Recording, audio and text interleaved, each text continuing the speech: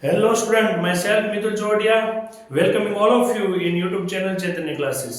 વિજ્ઞાનની તૈયારી તમે પૂર જોશમાં કરી રહ્યા છો. હવે ઈઝી લાગતું હશે, આગળના ચેપ્ટરના વિડિયોઝ પણ જોયા છે. માત્ર 10 થી 15 મિનિટ, વધીને 20 મિનિટની અંદર એક ચેપ્ટર કમ્પ્લીટ થઈ જાય છે અને બધો જ સિલેબસ એની અંદરનો કમ્પ્લીટ થઈ જાય છે.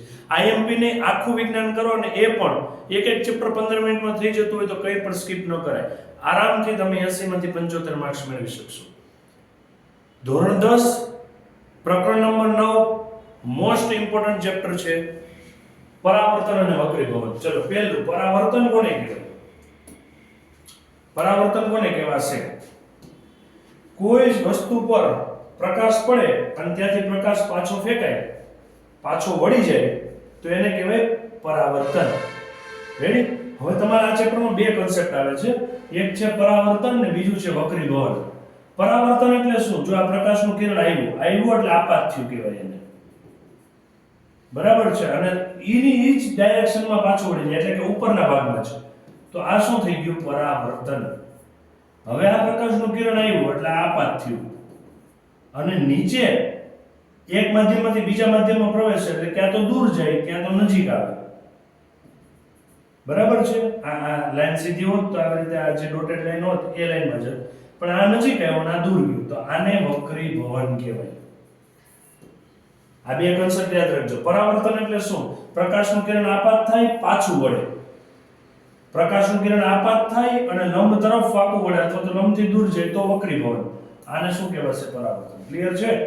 ચલો તો પહેલું, પરાવર્તન કોઈ પણ વસ્તુ પર પ્રકાશ આપત કરતા વસ્તુની સપાટી પરથી પ્રકાશના પાછા વળવાની ઘટનાને.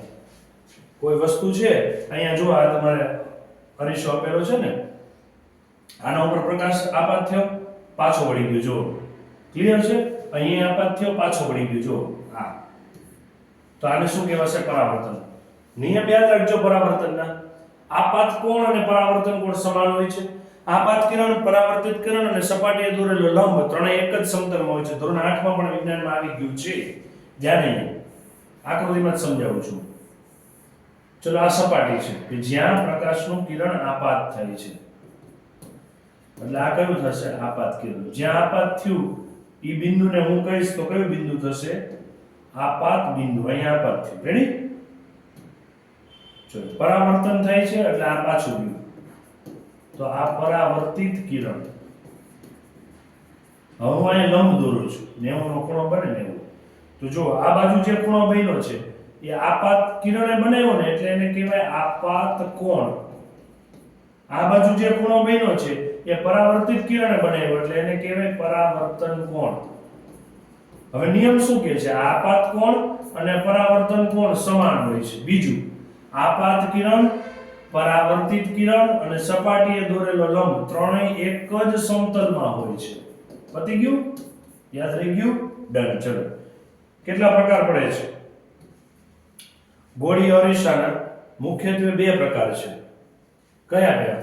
અંતર્ગોળ અરીસો, બહિર્ગોળ અરીસો. અંતર્ગોળ અરીસો એટલે શું? જે અરીસાની અંદરની સપાટી પરાવર્તક હોય એટલે કે અંદરની બાજુએ તમે કોઈ કિરણ આપાત કરો અને પરાવર્તિત થતું હોય તો એને અંતર્ગોળ.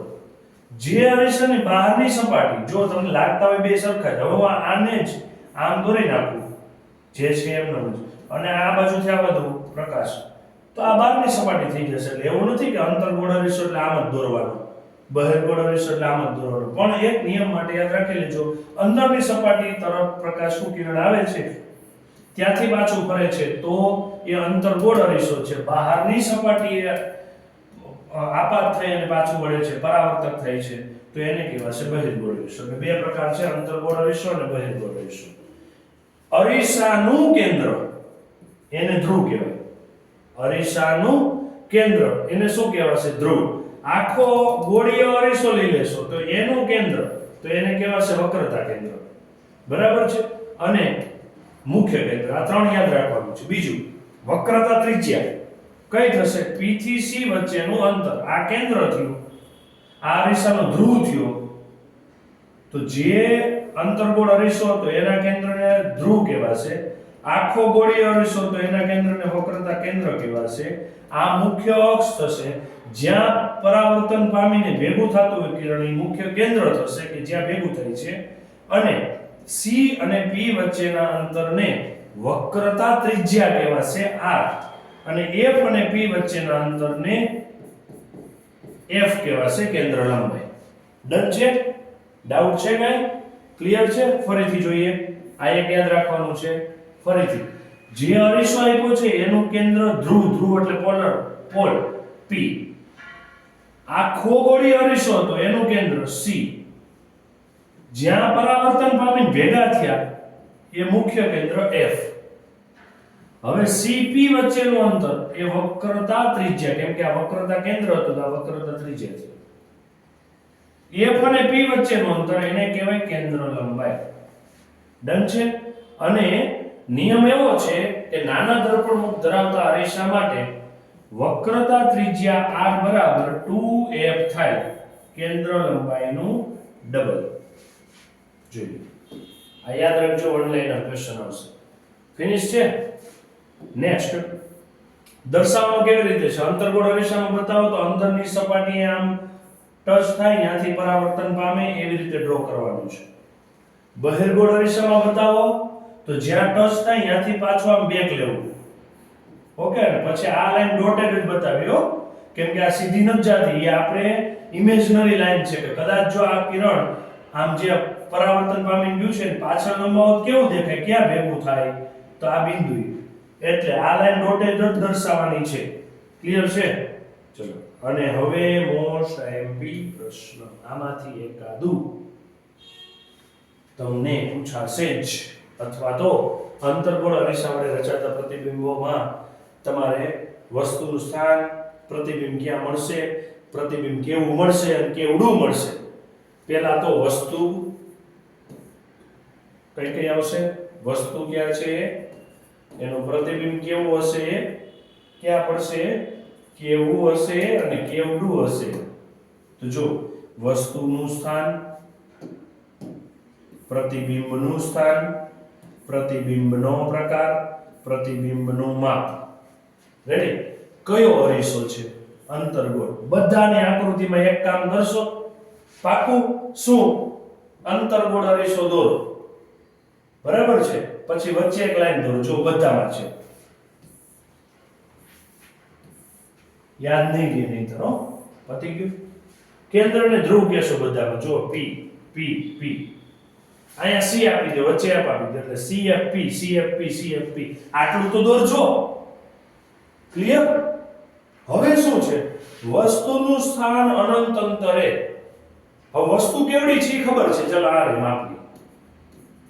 ડન? પણ ક્યાં દૂર છે, ત્યાંથી પ્રકાશ આવે છે, મીણબત્તી આવડી બહુ અહીંથી આમ સમજો કે આટલી આમ દૂર જવા દીધી છે. અહીંયા વસ્તુ છે, અહીંયા તો ફિક્સ આપેલી છે, પણ હું એ વસ્તુને દૂર જવા દઉં તો ત્યાંથી પ્રકાશનું કિરણ આવે છે. ચલો આ આવ્યું. ફિનિશ? ઓકે, ક્લિયર છે? બીજું, આ નીચે સુધી તમારો વસ્તુ લંબાયેલી છે. ક્લિયર? આ બીજું કિરણ આવ્યું. હવે સૌથી ટોપ ને સૌથી બોટમ બતાવ્યું છે. પરાવર્તન પામીને ક્યાં ભેગું થયું? મુખ્ય કેન્દ્ર ઉપર. તો વસ્તુ અનંત અંતરે હોય તો આનું પ્રતિબિંબ ક્યાં મળ્યું? મુખ્ય કેન્દ્ર ઉપર. કેવડું મળ્યું? ટપકું એટલે બિંદુવત. જો ખૂબ જ નાનું. રેડી? કેવું મળે? સાચું એટલે કે વાસ્તવિક. અને કેવું મળે? ઊંધું એટલે કે ઉલટું. બધામાં જ વાસ્તવિક અને ઉલટું, આ બધા યાદ રાખી લો. વાસ્તવિક અને ઉલટું. અંતર્ગોળ અરીસામાં પ્રતિબિંબનો પ્રકાર જુઓ તો વાસ્તવિક અને ઉલટું. ચલો, પેલું પતી ગયું. દોરતા આવડશે? ઓકે, ચલો વસ્તુ ક્યાં મૂકવો? હવે વસ્તુ ક્યાં મૂકવું? C અને F ની વચ્ચે. તો પેલું કિરણ દોરો. થઈ ગયું? બીજું કિરણ દોરો. થઈ ગયું? હવે આ પરાવર્તન પામી નીચે ગયું, આ પાછળની બાજુએ લંબાણું ક્યાં મળ્યું? C થી દૂર. અને કેવું મળ્યું? જુઓ તો ઊંધું. તો વસ્તુ ક્યાં હતી? C અને F ની વચ્ચે. પ્રતિબિંબ ક્યાં મળ્યું? C થી દૂર. કેવું મળ્યું? વાસ્તવિક અને ઉલટું. કેવડું મળ્યું? વસ્તુ નાની હતી, આ મોટું મળ્યું, એટલે મોટું વિવર્ધિત. વન લાઇનર અથવા તો આવી આકૃતિ આપી દીધી હોય અને તમને 2 માર્ક્સમાં 3 માર્ક્સમાં પણ સવાલ પૂછાય છે હો. ચલો નેક્સ્ટ. હવે વસ્તુ ક્યાં છે? પેલા C અને F ની વચ્ચે હતી, હવે C થી દૂર છે. ક્યાં છે? C થી દૂર. ક્લિયર? પેલા તો અનંત અંતરે હતી, પછી C અને F ની વચ્ચે હતી. હવે આ અત્યારે વધી આ લઈ લો અનંત અંતરે, પછી C અને F ની વચ્ચે, હવે F ઉપર. ચલો વસ્તુ F ઉપર લંબાવો ગયા બે પાછળ ગયા તો જો આ ભેગા જ નથી થતા, સમાંતર જાય છે. બરાબર છે? તો વસ્તુ છે ક્યાં? F ઉપર, મુખ્ય કેન્દ્ર. પ્રતિબિંબ ક્યાં મળે છે? આ ક્યાંય છે ભેગા થશે એટલે અનંત અંતરે. કેવું મળશે? વાસ્તવિક અને ઉલટું. કેવડું મળશે? આ લંબાતું જ જાય છે, ખૂબ જ મોટું. ક્લિયર છે?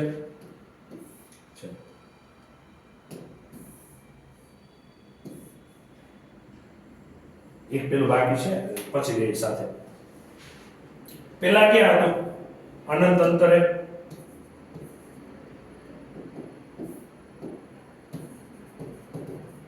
પછી ક્યાં હતું? C અને F ની વચ્ચે. પછી ક્યાં હતું? F પર. પછી ક્યાં છે? C પર. ડન. હવે આને યાદ રાખવામાં તમે ક્રમ ઉલટાવી નાખજો. કેવી રીતે યાદ રાખશો? પહેલું અનંત અંતરે, પછી C પર, પછી C અને F ની વચ્ચે, પછી F પર, પછી F અને P ની વચ્ચે, અને C થી થોડે દૂર. અનંત અંતરે, C થી થોડે દૂર, C પર, C અને F ની વચ્ચે, F પર ને F થી દૂર. આ જ ક્રમ જાળવી રાખજો એટલે ઈઝી પડશે. ફરીથી અનંત અંતરે, પછી નજીક આવ્યા, C ઉપર નથી, C થી દૂર, પછી C ઉપર આવ્યા, પછી C અને F ની વચ્ચે આવ્યા, પછી F ઉપર આવ્યા, પછી F અને P ની વચ્ચે આવ્યા. ડન છે? હવે કઈ પ્રોબ્લેમ છે? ઓકે. ચલો પહેલું અનંત અંતરે જોઈ ગયા, પછી C થી દૂર એટલે આવવા,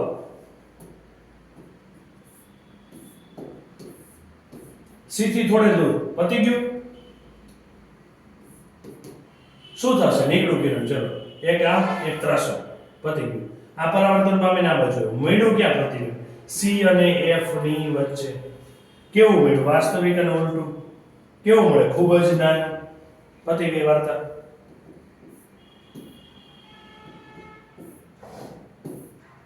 ચલો હવે C ઉપર. C ઉપર હશે ને ત્યાં જો એને જેવડું જ મળે છે. લંબાવો પતી ગઈ વાર્તા. ચલો F અને P ની વચ્ચે કિરણ બહાર નીકળું. ડન છે? એક જે બહાર નીકળું એ પાછું ક્યાંથી પસાર થશે? F માંથી અને C માંથી. તો મુખ્ય કેન્દ્ર F અને P ની વચ્ચે. પ્રતિબિંબનું સ્થાન અરીસાની પાછળ મળશે. આ એક જ આકૃતિ એવી છે કે જેમાં આભા C અને ચત્તુ મળે છે. ક્યારે? F અને P ની વચ્ચે હોય ત્યારે અને મોટું મળે છે. કમ્પ્લીટ છે? આમાંથી એકાદું હશે જ. ચલો અંતર્ગોળ અરીસાનો ઉપયોગ બે માર્ક્સમાં પૂછાય છે, અથવા તો વન લાઈનર પૂછાય છે કે દાઢી કરવાના અરીસા તરીકે કયો વપરાય? અંતર્ગોળ. તો ક્યાં યુઝ કરશું? ટોર્ચ લાઇટ, સર્ચ લાઇટ, વાહન light. Torch light, search light, વાહન લાઇટ. એ ટોર્ચ લાઇટ, સર્ચ લાઇટ લઈને દાઢી કરાવવા ગયા હતા, કેમ કે અહીંયા પાવર હતો નહીં, તો દાઢીને બદલે દાંત કાઢી નાખ્યો. ડન છે? અને પછી સૂર્ય ભઠ્ઠીમાં પેલા ભાઈને બરાબરનો આપણે તપાયો, જેને આપણે દાંત કાઢી નાખ્યો હતો ને દાઢીને બદલે. એ યાદ રહી ગયું? હવે ટોર્ચ લાઇટ, સર્ચ લાઇટ, વાહનની લાઇટ. વાહન લઈને ક્યાં ગયા હતા? દાઢી કરાવવા. શું થયું? એને દાંત કાઢી નાખ્યો. પછી આપણે શું કર્યું? એને સૌર ઉર્જામાં એને બરાબરનો તપાયો, તડકામાં જઈને માર્યો. કેમ? ડન છે? પતી ગયું. ટોર્ચ લાઇટ, સર્ચ લાઇટ, વાહનની લાઇટ. દાઢી કરવાના આવીશું દાંતના ડોક્ટરના દર્દીઓને જે દાંત જોવા માટે વાપરે છે એ, અને સૌર ભઠ્ઠીમાં સૂર્યપ્રકાશને કેન્દ્રિત કરે. ચલો બહિર્ગોળ અરીસો આમાં એક જ ક્યાં વપરાય? વાહનનું પાછળનું દ્રશ્ય જોવા માટે. એટલે આપણા જે રિવ્યુ મિરર છે ને ત્યાં. ડન છે? બહિર્ગોળ અરીસા વડે રચાતા પ્રતિબિંબો. ચલો આવ્યું અનંત અંતરેથી. હવે ક્યાં જશે?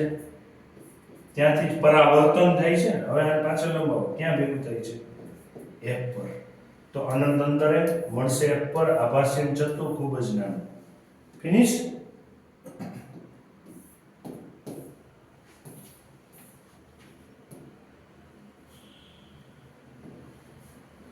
ચલો, વસ્તુનું સ્થાન અનંત અંતર અને ધ્રુવની વચ્ચે, અનંત અંતર તથા ધ્રુવની વચ્ચે ગમે ત્યાં, તો પહેલા સીધું ગયું, પછી સીધું વક્રતા કેન્દ્રમાંથી પસાર થયું, એટલે આ રિફ્લેક્ટ થઈને ક્યાંથી પસાર થશે? F માંથી પસાર થાય, જ્યાં બિંદુ ભેગું થાય ત્યાં. તો આના કરતા નાનું મળ્યું, જો નાનું, સીધું જ મળ્યું, એટલે ચત્તુ. અહીંયા છીએ નહીં હો, પ્રતિબિંબ અહીંયા રચાણું નથી, આ તો આભાસ થાય છે, એટલે આભાસી. અને અરીસાના પાછળના ભાગમાં. ક્લિયર છે? મોસ્ટ આઈએમપી સૂત્ર, અરીસાનું સૂત્ર લખો. વસ્તુ અંતરને આપણે u કહેશું, પ્રતિબિંબ અંતરને v કહેશું, કેન્દ્ર લંબાઈને f કહેશું. યાદ આમ જ રાખવાનું છે, v પહેલા લાવજો, કેમ કે અરીસા પરથી લેન્સનું સૂત્ર યાદ રાખવાનું છે. 1/u 1/v 1/u બરાબર 1/f, એટલે 1/v + 1/u બરાબર 1/f. આ જે અરીસાના વસ્તુ અંતર, પ્રતિબિંબ અંતર અને કેન્દ્ર લંબાઈ વચ્ચે સંબંધ દર્શાવતા સમીકરણને અરીસાનું સૂત્ર કહે છે. ચલો, અહીંયા કંઈક મળતું હતું, વસ્તુ ઊંચાઈનું હું h કહું, પ્રતિબિંબ મળતું હતું ને h ડેશ કહું. હવે મને આ 10 સેમી હતું, મને આ મળ્યું 5 સેમી, હું 5 ઉપર લખું, 10 નીચે લખું, ભાગ ઉડાડું, 1/2, જવાબ આવ્યો 0.5. આને કહેવાય અરીસાની મોટવણી. શું કહેવાય? અરીસાની મોટવણી. એટલે ઉપર શું લેવાનું છે? h ડેશ, નીચે શું લેવાનું છે? h. h ડેશ એટલે શું? પ્રતિબિંબ ઊંચાઈ. h એટલે શું? વસ્તુ ઊંચાઈ. તો સૂત્ર ઉપરથી વ્યાખ્યા યાદ રાખો ને, પ્રતિબિંબ ઊંચાઈ અને વસ્તુ ઊંચાઈના ગુણોત્તરને શું કહેવાય? મોટવણી કહેવાય. જો મોટવણીનો જવાબ ઋણ આવે તો પ્રતિબિંબ વાસ્તવિક, મોટવણીનો જવાબ ધન આવે તો પ્રતિબિંબ આભાસી. બીજું સૂત્ર શું છે? h સિવાયનું, તો v/u પણ લખવાના આગળ માઈનસ, જો અંતરના કેસમાં લીધો. ડન છે? પ્રતિબિંબ ઊંચાઈ ઉપર, વસ્તુ ઊંચાઈ નીચે. અરે યાર, છીક તો આવે ને, બહુ કરી તમે. પ્રતિબિંબ ઊંચાઈ ઉપર, વસ્તુ ઊંચાઈ નીચે. જો તમે અંતરના કેસમાં લેશો તો પ્રતિબિંબ અંતર ઉપર, વસ્તુ અંતર નીચે, પણ આગળ માઈનસ લખવાનું ભૂલતા નહીં. જો જવાબ ઋણ આવે તો પ્રતિબિંબ વાસ્તવિક છે, જવાબ ધન આવે તો પ્રતિબિંબ આભાસી છે. ડન છે? ચલો, કેવી રીતે ગોળી અરીસાના પરાવર્તન માટેની કાર્ટેશિયન યામ પદ્ધતિ છે, શું કરવાનું છે? પતી ગયું. તમારે ગણિતમાં આવે છે ને 4 ચરણ, એમાં જમણી બાજુનું શું યુઝ? ધન, ડાબી બાજુનું ઋણ, ઉપર ધન, નીચે ઋણ. પતી ગઈ વાર્તા. જો જમણી બાજુના અંતર ધન, ડાબી બાજુનું અંતર ઋણ, ઉપરનું અંતર પ્લસ, નીચેની અંતર માઈનસ. એટલે ઉપરનું એટલે ઊંચાઈ થશે, એટલે ઉપરની ઊંચાઈ ધન, નીચેની ઊંચાઈ ઋણ. પતી ગઈ. આ આપાત કિરણની દિશા છે અને બાકીની પરાવર્તન કિરણ. પતી ગયું? ચલો, કાચના લંબન ચોસલા વડે થતું વક્રીભવન. અહીંયા ધ્યાન રાખજો, આમાં આકૃતિમાં જ સમજાઈ જશે. પહેલા એક કાચ દોરવાનો છે, ચોરસ. ફિનિશ. હવે આ શું છે? કાચ. આ કાચ છે તો શેમાં રાખ્યો છે? હવામાં, વાતાવરણમાં રાખ્યો ને, જ્યાં રાખ્યો એની ઉપર શું છે? હવા. હવે હું પ્રકાશનું કિરણ આવવા દઉં છું. ચલો, આપાત કિરણ. ડન. આ શું છે? આપાત કિરણ. હવે હતી હવા, આવ્યો કાચ. હવા પાતળી હોય, કાચ ઘટ્ટ હોય.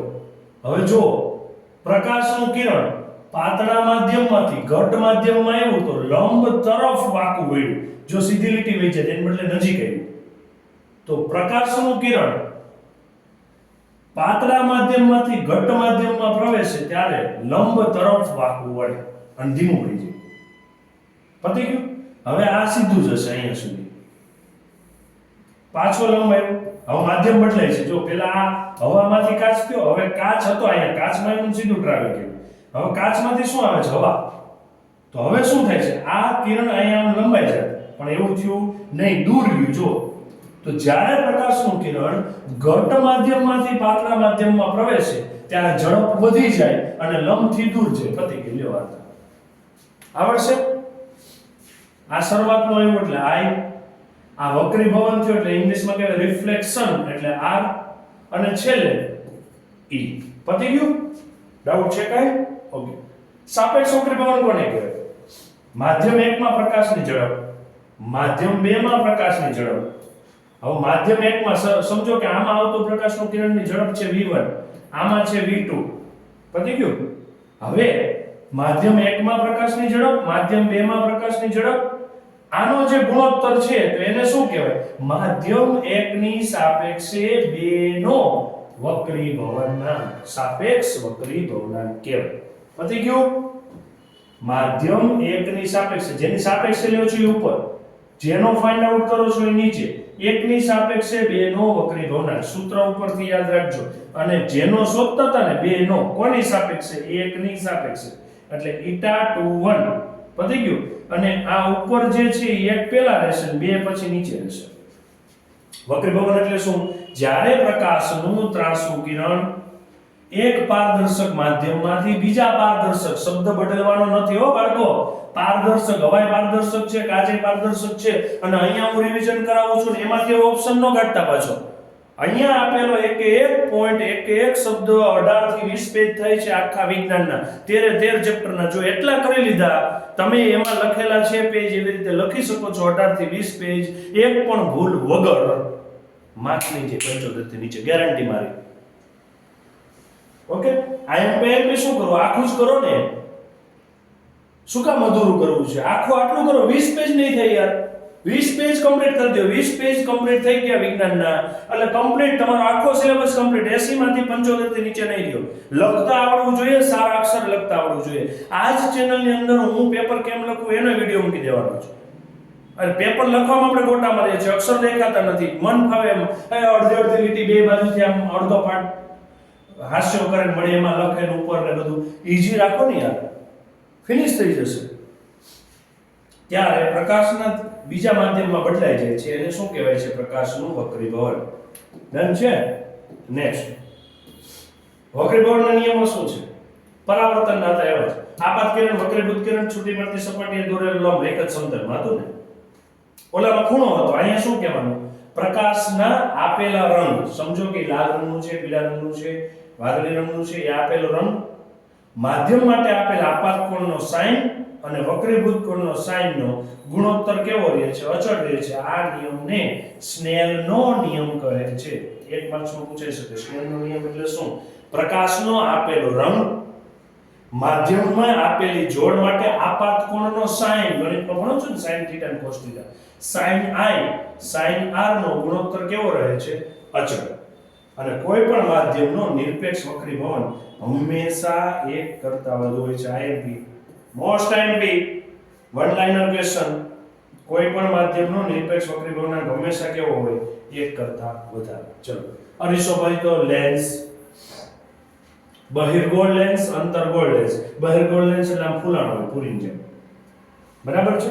અંતર્ગોળ લેન્સ એટલે આ આપણે ઠીક છે પીવા જઈને ગ્લાસ હોય ને, આઈસ્ક્રીમ બસ્ક્રીમ ખાધું હોય કઈ મને લે એ વગર, હને એવું છે. ચલો, બહિર્ગોળ લેન્સ, અંતર્ગોળ લેન્સ કમ્પ્લીટ. હવે બહિર્ગોળ લેન્સ અને અંતર્ગોળ લેન્સ આવે છે પ્રકાશના કિરણો બધા ભેગા થાય છે. હાલો, આ દિવાળીના ફટાકડા ફૂટે છે. ફિનિશ. અંતર્ગોળમાં બહિર્ગોળની જેમ જ પાછું રિવર્સ થાય છે અને અહીં ભેગું થાય છે. ચલો, લેન્સને બે વક્રતા કેન્દ્ર હોય, C1 C2 બંને બાજુ હોય એટલે, અથવા તો 2f1 2f2 2f1 2f2. Clear? પ્રકાશીય કેન્દ્ર આને કહેવાશે O. મુખ્ય કેન્દ્ર બે હશે, f1 અને f2, અને કેન્દ્ર લંબાઈ બંનેની કેવી હોય? સરખી. નિરપેક્ષ વક્રીભવનાંક કોને કહેવાય? નિરપેક્ષ એટલે સાપેક્ષ એટલે શું? એક માધ્યમની સાપેક્ષે બીજું, એકની સાથે કમ્પેરિઝન કરવાનું બીજાનું. નિરપેક્ષ એટલે શું? કોઈની સાથે કમ્પેરિઝન નહીં, કોઈની સાથે કમ્પેરિઝન ન હોય તેનું કમ્પેરિઝન શૂન્ય અવકાશ સાથે હોય. કોની સાથે હોય? શૂન્ય અવકાશ સાથે. છે શૂન્ય અવકાશની સાપેક્ષે આપેલા માધ્યમના વક્રીભવનાંકને માધ્યમનો નિરપેક્ષ વક્રીભવનાંક કહેવાય. જો હવામાં પ્રકાશની ઝડપ c હોય, માધ્યમમાં પ્રકાશની ઝડપ v હોય, તો નિરપેક્ષ વક્રીભવનાંક કેટલો થાય? nm બરાબર c ના છેદમાં v. હવાની સાપેક્ષે માધ્યમનો ગોતવો છે ને, એટલે હવા ઉપર, માધ્યમ નીચે. રેડી? ચલો, બહિર્ગોળ લેન્સ વડે રચાતું પ્રતિબિંબ શું કરશું? અનંત અંતરે ક્યાં ભેગું થશે? મુખ્ય કેન્દ્ર ઉપર. 2f થી દૂર ક્યાં ભેગું થશે? f અને 2f2 ની વચ્ચે. ક્લિયર? આમાં ગોટા લાગો છો તમારે પણ ઈઝીલી પ્રેક્ટિસ કરશો. અહીંયા જે તમને આપેલું છે એવી રીતે લખી દોરતા જજો ને પ્રિપેર કરતા જજો એટલે કઈ માથાકૂટ નહીં થાય. દોરતા જ આવડશે ને. અનંત અંતરથી ક્યાં ભેગું થાય? મુખ્ય કેન્દ્ર ઉપર. કેવું હોય? વાસ્તવિક અને ઉલટું. ખૂબ જ નાનું. ક્યાં છે? 2f થી દૂર. ક્યાં ભેગું થશે? f2 અને 2f1 ની વચ્ચે. વસ્તુ કરતા નાનું છે ને. અને ઉલટું, વાસ્તવિક અને ઉલટું. હવે વસ્તુ ક્યાં છે? 2f1 પર પ્રતિબિંબ ક્યાં મળશે? 2f2 તરફ. વાસ્તવિક અને ઉલટું, વસ્તુ જેવડું જ. વક્રતા કેન્દ્ર હતું, ખબર છે ને આગળ?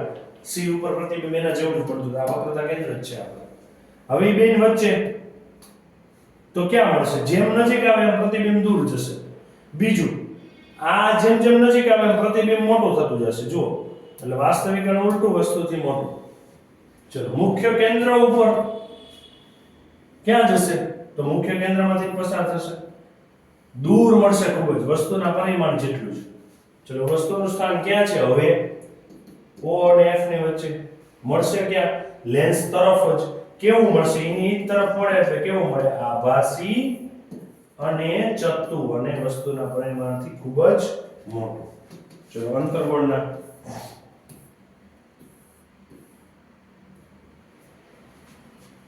અનંત અંતરેથી મુખ્ય કેન્દ્ર ઉપર ભેગું 2f1 અને f1 ની વચ્ચે મળશે પ્રતિબિંબ. ક્યાં? f અને 1 ની વચ્ચે. દેખાય છે આકૃતિમાં બિંદુવત, અત્યંત નાનું, વસ્તુ કરતા નાનું. ચલો, લેન્સનું સૂત્ર, અરીસાનું સૂત્ર શું હતું? 1/v + 1/u બરાબર 1/1. મેં ત્યારે પણ કીધું હતું v ને પહેલા રાખજો, કેમ કે જો આ સૂત્રમાં v પહેલા છે, ખાલી નિશાનીનો ફેર છે, પ્લસ છે માઈનસ છે. આ સૂત્ર અરીસાનું છે, આ સૂત્ર લેન્સનું છે. અરીસાની મોટવણી હતી h'/h અથવા તો -v/u. અહીંયા જો લેન્સની મોટવણી,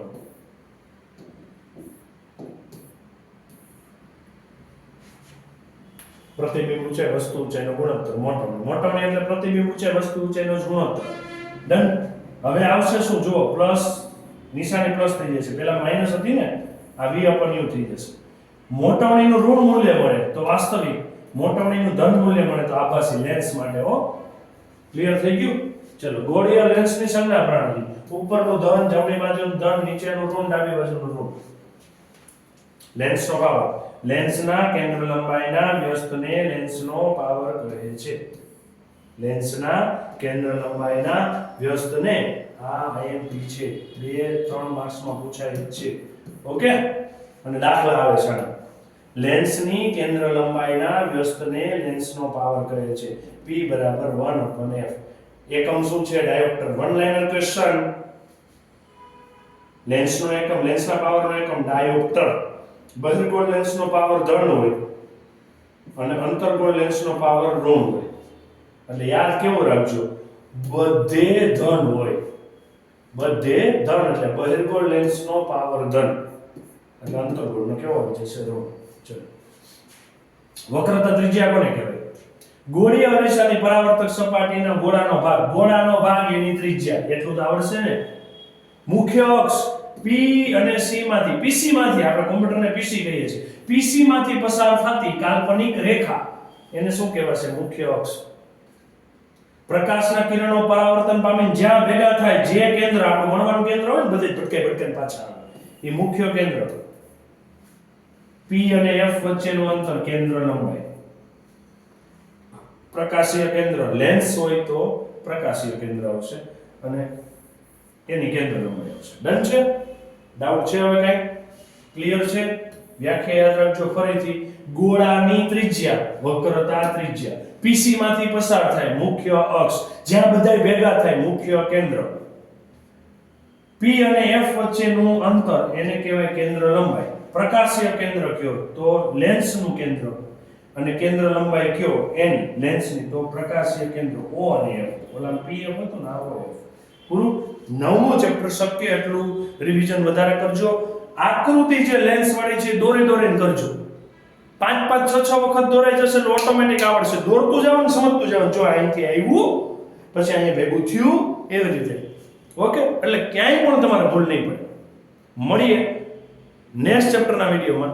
નવા વિડીયો સાથે. હા, તમારી સાથે ભણતા બીજા ધોરણ 10 ના વિદ્યાર્થીઓ છે અને લિંક શેર કરવાનું ભૂલશો નહીં. રિવિઝન કરવાની મજા આવે એવા લેક્ચર છે, ફટાફટ પતી જાય એવા છે. 20 થી 25 મિનિટના મોટા ચેપ્ટરના વિડીયો છે, બાકી તો 15 મિનિટ, 13 થી 14 15 મિનિટ મેક્સિમમ, અને ઈઝીલી ભણી શકશો તમે. આઈએમપી કરવું એના કરતા આખા ચેપ્ટર થઈ જાય એવું છે. માત્ર 20 પેજ છે, 75 મેળવી લો. ઓકે, સામાજિક વિજ્ઞાનને મૂકવાનું છું, ગણિતના વિડીયો મૂકવાનું છું, એટલે તમારા બધા જ સબ્જેક્ટ ક્લિયર થઈ જશે. પણ હા, મહેનત કરવી પડશે. એની અંદર પછી ઓપ્શન કાઢતા નહીં. મળીએ નવા લેક્ચરમાં નવા વિડીયો સાથે. Tata, bye bye.